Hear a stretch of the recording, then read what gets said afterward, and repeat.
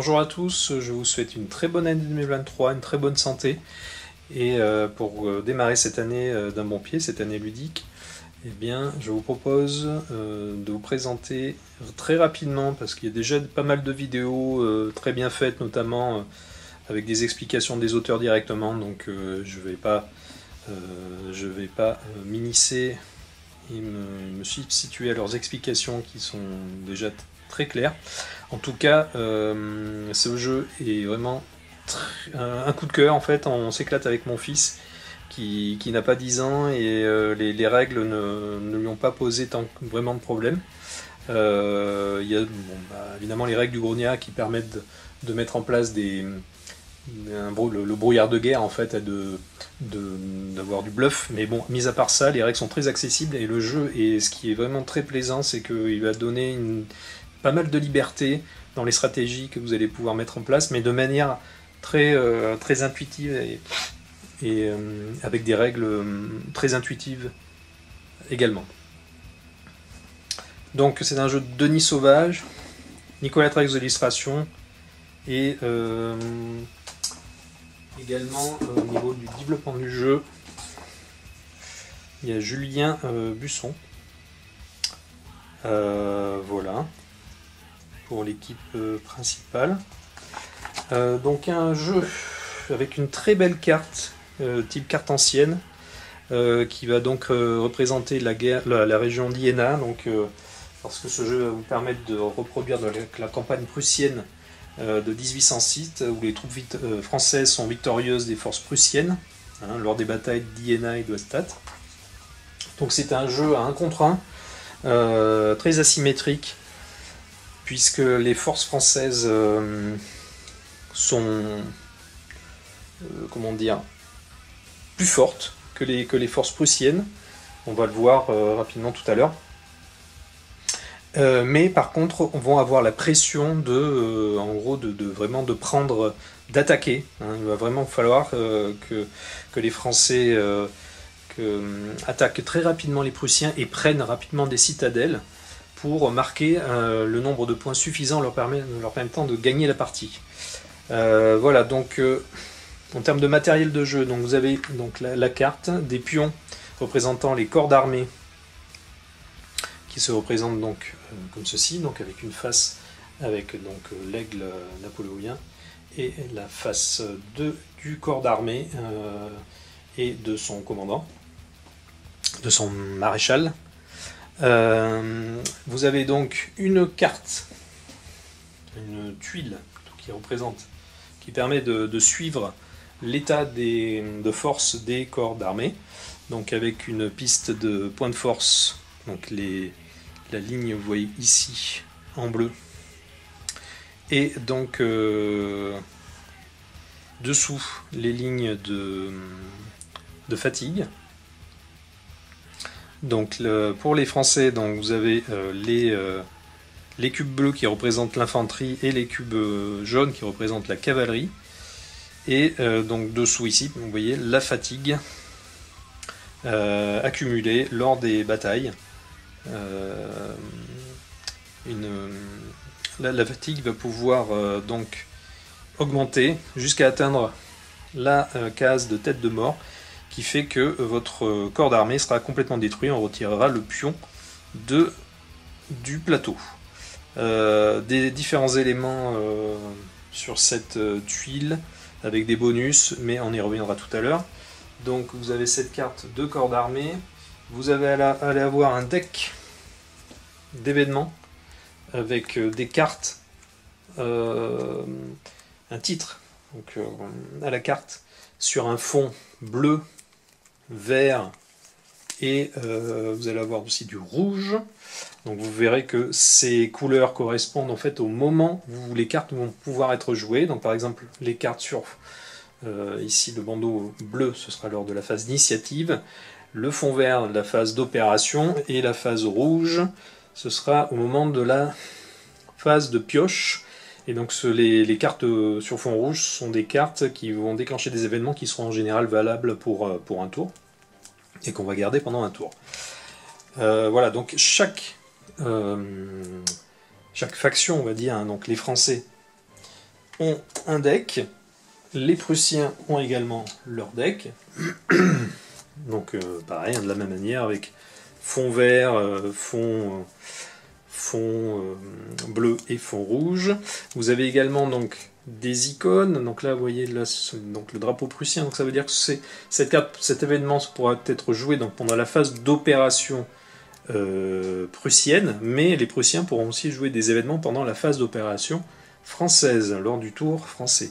Les sabres indiquent que vous pourrez jouer ces cartes pendant un combat avec les sabres. Vous avez également est-ce que j'en ai ici? Non, j'en vois pas. Il y a des cartes qui pourront être jouées pendant la phase de retraite, au moment d'une retraite, absolument une bataille. Enfin bon, voilà. Vous avez quelques petits icônes. Il y en a, ils sont pas très nombreux, mais qui vous indiquent à quel moment vous allez pouvoir jouer ces cartes.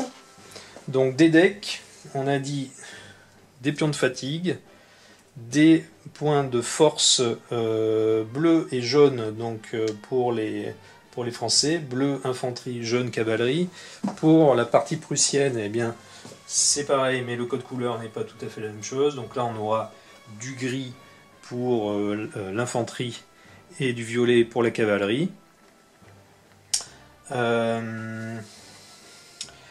Vous aurez donc au niveau du plateau de jeu, vous avez une piste qui permet de comptabiliser le nombre de points de victoire. Donc ça, je vous le détaille après. Une piste qui permet de suivre les tours de jeu. On ne peut pas dépasser 7 tours de jeu. Donc à la fin du 7e tour, on déterminera le vainqueur. Et il y a forcément un vainqueur à ce jeu. Il n'y a pas d'égalité. Donc vous avez un livre de règles qui est bien fait, que je trouve très clair et vraiment bien présenté, bien illustré, etc. Il y a juste une petite remarque que je ferai, c'est pour la partie règle du grognard, où là, à mon avis, il y a une petite erreur en fait. C'est que par rapport à... En fait, il manque le placement, le setup quand on joue en mode règle du grognard. En fait, quand vous téléchargez la règle en anglais, on a un petit chapitre qui décrit bien le setup. Là, il n'est pas présent. Je ne sais pas ce qui s'est passé, mais dans la règle française, c'est pas présent. Mais mis à part ça, aucun problème. Donc tout est bien découpé. Vous avez donc le sommaire, le contenu de la boîte, la mise en place, les règles du conscrit, donc ce sont les règles de base, les règles du grognard, donc ce sont les règles évoluées avec le brouillard de guerre, tout ce qui va pour vous permettre un petit peu de faire du bluff. Les règles du maréchal, ce sont les règles en tournoi. Et ensuite, vous avez un dernier chapitre, un historique et des notes de conception, où en fait, voilà, il y a un texte qui vous permet de reprendre tous les événements de la campagne de Prusse et de vous remettre un petit peu dans le contexte historique. Voilà, donc un livret de règles qui est très bien fait, pas de problème de règles, et vous avez aussi un petit livret de 4 pages qui vous permet de jouer au jeu avec des règles simplifiées. Donc ça, c'est ce qu'on a fait avec mon fils. On a joué d'abord avec ces règles qui permettent d'appréhender les mécanismes principaux du jeu, et vraiment bien nous en a pris parce que ça nous a permis ensuite de passer aux règles normales du jeu de manière très fluide et très simple. Vous avez quelques dés qui vous permettent de régler les batailles. En fait, vous allez voir que dans la règle de base, dans la règle normale du jeu, on règle les batailles, et notamment les dégâts et les fatigues infligées en piochant les cartes, mais on peut également lancer les dés pour ceux qui préféreraient. Voilà. Vous avez ensuite des paravents pour donc jouer lors de la partie règle du grognard. Donc paravent prussien et paravent donc français, qui sont très très jolis d'ailleurs, et qui contiennent des règles, le résumé des règles donc derrière ce paravent. Donc tout est là, et notamment ce qui est intéressant, c'est d'avoir la séquence de jeu, séquence de pioche, séquence d'initiative, séquence d'opération, séquence de récupération, et on recommence un tour de jeu. Voilà, donc ça c'est bien fait.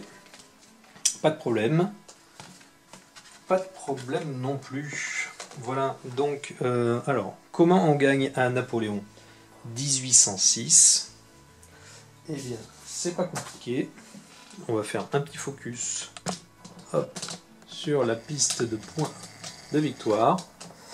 On commence donc le jeu sur la valeur 10.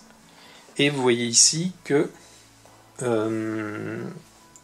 quand on arrive à 0 victoire, ça veut dire que si on arrive donc à la valeur 0 sur le tableau, c'est Napoléon qui gagne directement, c'est-à-dire qu'on arrête la partie, qu'on soit au tour 5, 6, 4, 5, 6, Napoléon arrive à 0 point de victoire.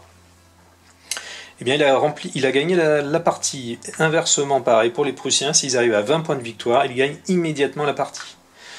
Quand je vous disais qu'il ne peut pas y avoir de perdant, il ne peut pas y avoir égalité à ce jeu, c'est que arrivé à la fin du 7e tour, si les Français ne sont pas à 0 point de victoire, ce sont les Prussiens qui gagnent automatiquement. Voilà, donc si à la fin du 7e tour on est à 1 point de victoire, eh bien les Prussiens gagnent quand même. Donc ce qui implique que Napoléon, que les forces armées, que la grande armée vraiment joue son rôle. Et il va falloir vraiment attaquer, c'est-à-dire que les Français démarrent vraiment assez bas sur le plateau, hein, et ils doivent se diriger vers Leipzig, Halle, enfin ils doivent prendre des citadelles pour marquer le plus de points. Parce que comment on gagne des points à ce jeu? Eh bien, il va falloir que les Français infligent donc des dégâts. Hop. Lors d'un combat, quand on va faire perdre à son adversaire des points de force, donc des cubes violets, gris pour les Prussiens et bleus et jaunes, en fait, à chaque cube qu'on élimine, on va gagner un point de victoire. Donc quand ce sont les Prussiens, qui gagnent des points, des points de victoire, eh bien, on fait monter sur la piste des points de victoire. Un point de force éliminé. Français, va faire monter le nombre de points sur victoire. Donc un point de force pour un point de victoire. Et inversement, quand les Français font perdre des points, des pions gris, des points de force gris ou violets, on va faire descendre les points de victoire sur la piste. Ça, c'est un premier moyen de gagner des points. Le deuxième moyen de gagner rapidement des points, eh bien, c'est de, vous voyez par exemple, prendre des citadelles. Donc les Français démarrent à Bamberg. On voit qu'ici, Bamberg, on a une petite valeur à côté qui est 5. Donc si les Prussiens s'emparent de Bamberg, eh bien, ils gagnent directement 5 points de victoire. Donc on a un drapeau que l'on pose à côté de la citadelle. Citadelle, voilà, qui est représentée ici. Donc les Français démarrent donc avec leur petit drapeau ici. Si les Prussiens se retrouvent seuls sur Bamberg, si un pion noir donc arrive ici sans Français, il n'y a plus de Français, on met un drapeau noir à la place et ce sont les Prussiens qui gagnent 5 points de victoire, etc. Et donc à chaque fois que une faction va prendre la ville, une des villes, hein, on remarquera les points. Voilà, donc ça c'est le deuxième moyen le plus rapide aussi de prendre des points de victoire, puisqu'on en prend un paquet d'un coup. Et en fait, quand je vous disais que le jeu est assez asymétrique, c'est que oui, pourquoi? Parce que, par exemple, les Prussiens, donc je vous le disais, ont des factions, ont des corps d'armée moins forts, mais s'ils détiennent, comme c'est le cas au début de la partie, Erfurt, Halle et Leipzig, en fait, ils vont gagner, à chaque fin de tour, ils vont gagner un point de victoire automatiquement. Donc il faut absolument que les Français se progressent et arrivent à prendre une des 3 citadelles pour arrêter cette fuite en avant des Prussiens de leur point de victoire. Donc vraiment, des Français plutôt en attaque et des Prussiens plutôt en défense et qui vont essayer de ralentir les Français. Voilà, donc deux façons de jouer. Donc il y a des cartes aussi pour permettre de faire ralentir les Français, qui vont permettre de détruire des ponts. Donc on posera des petits cubes rouges Voilà, parce que sur les cartes, il y a des ponts qui sont représentés. Hop, je vais en trouver un. Et donc ils vont pouvoir permettre de couper des routes. Voilà, donc là il y en a pas mal. Et qui vont ralentir les Français, puisqu'il faudra consommer plus de points de mouvement. Et donc voilà, après les corps d'armée vont avoir peuvent avoir des capacités, vont ajouter des bonus. Donc nous avons les deux commandants, nous avons Napoléon d'un côté, que je vais vous retrouver. Voilà, nous avons Napoléon ici. Et donc il y a plusieurs icônes, hein. Ouais, donc vous avez une étoile qui indique c'est lui le commandant. Le petit soldat veut dire que lors de la phase de mouvement, en fait, il va donner un point de mouvement supplémentaire au corps d'armée, plus 1, il va donner une carte de combat en plus, et le point de fatigue barré, ça veut dire que lors des déplacements, quand l'on consomme de la fatigue, eh bien Napoléon va permettre d'effacer un point de fatigue. Comment on se déplace à ce jeu? En fait, lors de la phase d'opération, on a trois choses possibles que l'on peut faire. On peut déplacer une pile. Une pile est constituée de plusieurs corps d'armée. Donc là, vous voyez ici, vous avez une pile. Et donc on peut déplacer une pile ou un corps d'armée. Qu'est-ce qu'il faut faire? Il faut piocher une carte. Pioche une carte et on regarde la valeur qu'on a en haut à droite. Donc là on a 2, donc on aura 2 points de mouvement. C'est-à-dire que, donc là c'était une carte prussienne, un Prussien pourra faire 2 cases, bouger de case en case. Sauf que à partir du 4e point de mouvement, en fait on va consommer de la fatigue. La fatigue est un élément central du jeu. Il va falloir gérer sa fatigue, sa récupération. Donc au 4e point de mouvement, on aura un point de fatigue supplémentaire que l'on va prendre. Et également, pour se déplacer, les chemins étant encombrés et les routes, on n'est pas à l'époque des autoroutes, hein, des autobahnes, donc pour faire circuler des milliers d'hommes sur les routes, c'était compliqué. Donc quand vous déplacez à partir du 2e corps qui constitue votre pile, on aura un malus d'un point de mouvement. C'est-à-dire que si vous déplacez une pile de 2 corps, eh bien, vous aurez, par rapport à la valeur de la carte piochée, vous aurez un point de mouvement en moins. Voilà, donc il y a des différents malus, comme ça, ou bonus, qui peuvent donc se cumuler. Donc on a dit phase de pioche, donc comment se passe un tour de jeu? Phase de pioche, chaque faction va piocher 3 cartes dans son deck. Donc, ce qui va permettre au fur et à mesure du temps d'enrichir donc son deck et ses possibilités. Donc on pioche 3 cartes.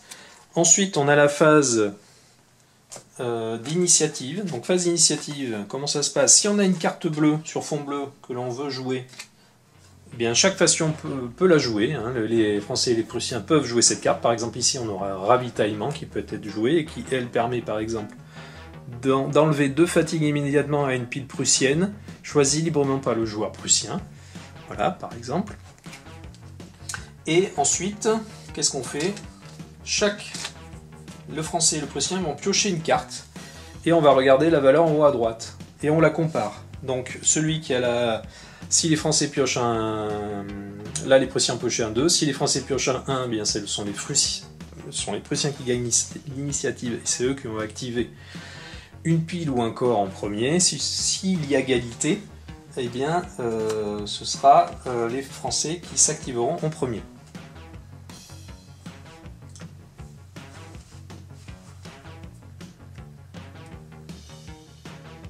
Ensuite, on a la phase d'opération. Donc là, on va jouer de manière alternée. Donc, phase de pioche, phase d'initiative, phase d'opération. On va activer donc une pile ou un corps de manière alternative. Donc imaginons que ce soit les Français qui gagnent l'initiative. Ils vont piocher une carte. Ils vont d'abord désigner un corps d'armée ou une pile pour dire qu'ils l'activent. Ils piochent une carte. On regarde la valeur en haut à droite et ça va permettre de déterminer le nombre de points de mouvement disponibles pour le mouvement. Ou alors ils pourront très bien attaquer sur une zone contestée. s'ils sont déjà présents. Imaginons ici que voilà, les Français et les Prussiens sont sur la même case, ils n'ont pas été activés encore, et ils peuvent donc attaquer, ou alors on peut aussi se déplacer et attaquer dans la foulée. Mais là par contre il y aura un malus d'une carte en moins pour l'attaque. Donc je vous passe les détails des rentrées dans les zones contestées où on prend un point de fatigue. Bon là, voilà, je ne rentre pas dans ces détails. Par contre, je peux éventuellement vous déterminer, expliquer comment on va calculer le nombre de cartes que l'on va piocher. Par exemple ici, on va voir que ici pour Ney, le maréchal Ney, vous avez sur la piste du haut, donc qui représente le nombre de forces. On voit qu'ici, en fait, il y a une ligne dorée. Donc là, vous avez 4 points de force et encore 4 points de force à droite. Comme les points de force dépassent la ligne dorée, on voit ici qu'on a un bonus de 2. On a un petit 2 qui apparaît. Hop, on a 2. Donc, ce qui veut dire qu'on va piocher 2 cartes pour l'attaque pour ce corps d'armée. Donc, on piochera 2 cartes. Les défenseurs, de la même manière, vont piocher un nombre de cartes de base équivalent. Donc les défenseurs, par exemple, si on a un Prussien qui est pareil, qui a une force qui dépasse, qui a une force entre 5 et 8, il va piocher 2 cartes. Après, comme je vous le disais, il y a des cartes d'événements qui vont pouvoir être jouées, des cartes d'attaque. Par exemple, balle perdue, ici pour les Français. Balle perdue, qui nous fait quoi? Qui permet... qui dit que la pile prussienne subit 2 fatigues supplémentaires au résultat du combat, par exemple. Voilà, donc on a un nombre de cartes de base qui va être fixé par les points de force des corps d'armée, et après on a des cartes d'événements qui peuvent être jouées pour ajouter des cartes ou faire des points de fatigue supplémentaires. Donc c'est les Français qui indiquent s'ils jouent une carte d'événement d'attaque en premier, les Prussiens ensuite. Donc comment on détermine les dégâts? Eh bien, on pioche les cartes et on va comptabiliser. Alors soit, comme je vous disais, on utilise les dés, soit on utilise les cartes. Là, on va regarder ce qui dans la petite zone sous le canon. Donc là, vous voyez qu'on a des points de fatigue. Imaginons qu'on a 2 cartes, donc on va infliger 1, 2, 3 points de fatigue au Prussien, au corps d'armée prussien, qui va donc les poser sur sa piste. Et donc voilà, par contre, si on a une carte comme ceci, on pioche cette carte, là, vous voyez qu'on a 2 points de fatigue et un cube gris barré, ça veut dire qu'on va faire perdre 1 point de force. 1 point de force donc aux Prussiens. Ensuite, comment on détermine le gagnant de la bataille? Eh bien, c'est celui qui fait le plus de points de force. Si les points de force perdus de chaque côté, enfin s'il y a égalité, en fait il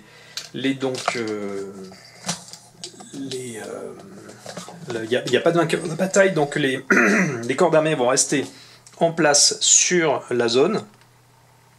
Si une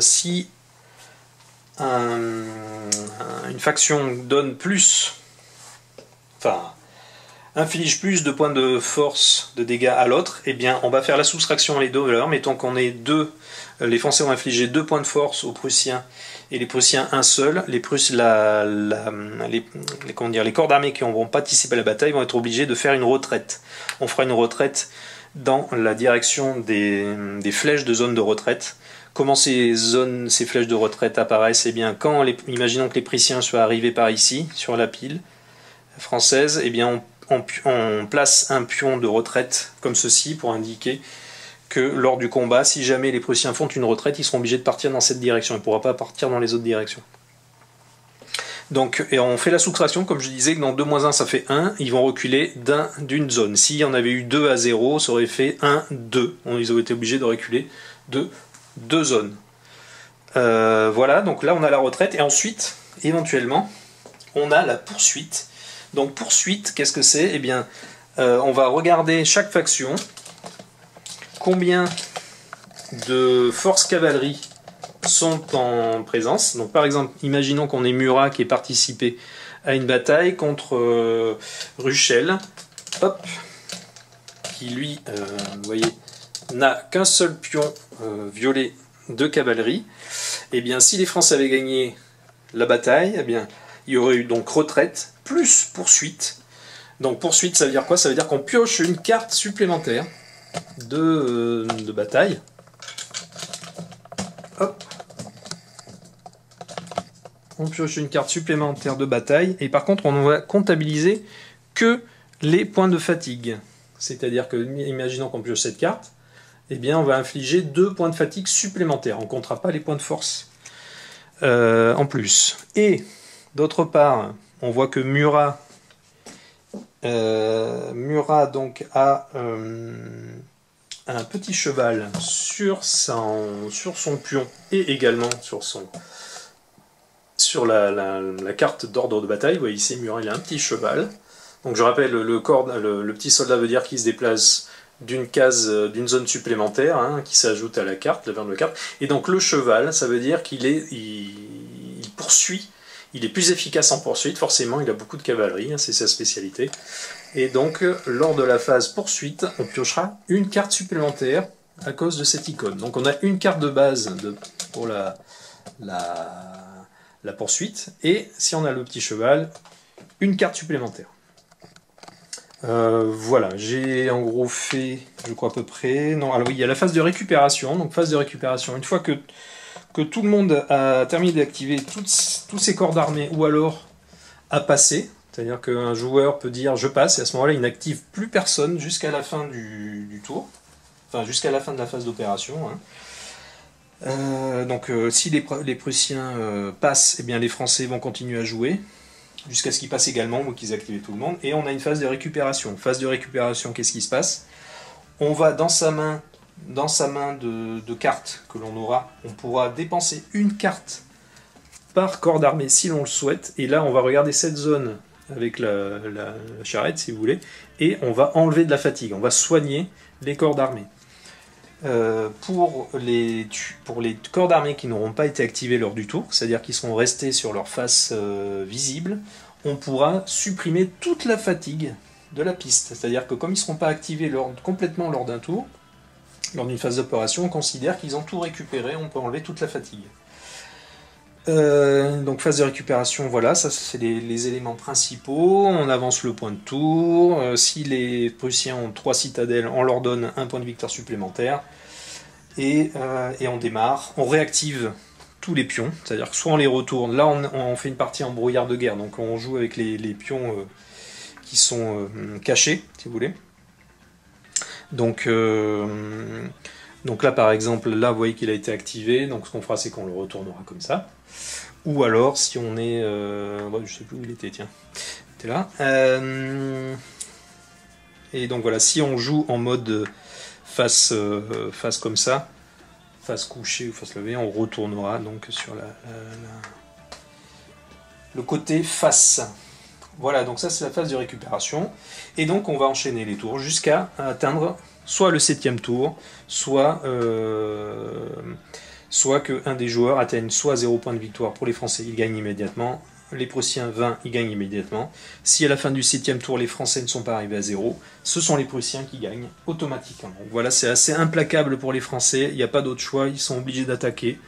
C'est la grande armée, on y va, et on écrase tout.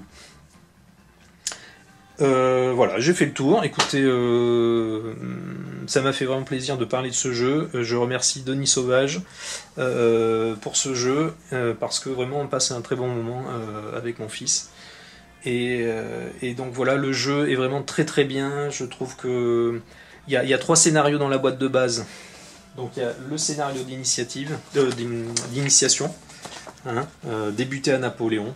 Voilà, donc des règles simplifiées, très bien pour appréhender le jeu. Vous avez également dans la règle un scénario court avec une mise en place, avec un nombre de troupes un peu plus limité. Je vais le retrouver.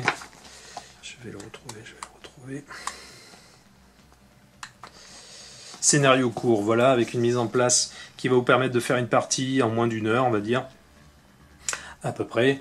Et vous avez donc le scénario, la mise en place de base, donc vous avez une seule mise en place. Mais par contre, il y a quand même pas mal de rejouabilité parce que vous allez avoir de l'aléatoire dans le placement, si vous jouez à la règle du grognard, hein. Mais dans comment dire, la pioche va vous va orienter en fait les cartes que vous allez pouvoir jouer, évidemment le hasard de la pioche.